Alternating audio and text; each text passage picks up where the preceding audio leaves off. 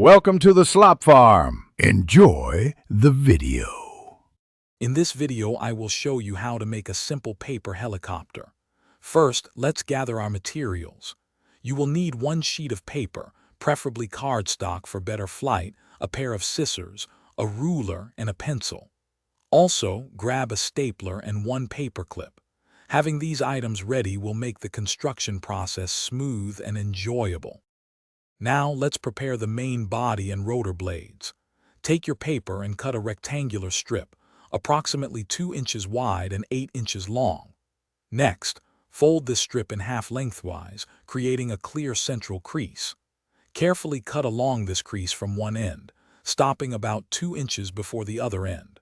Finally, fold the two cut sections in opposite directions to form your helicopter's spinning blades. With the blades ready, it is time to assemble the helicopter's body.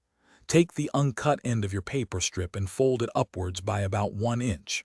Use your stapler to secure this folded section, forming a sturdy handle for your helicopter. This part provides stability.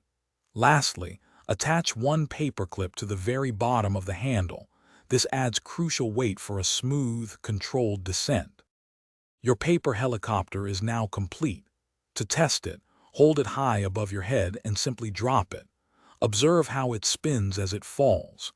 If it is not spinning well, gently adjust the angle of the rotor blades. You can also add or remove paper clips to change its descent speed. Experiment with different paper types for even more fun and varied flight patterns. Thanks for watching. Consider subscribing if we helped you today.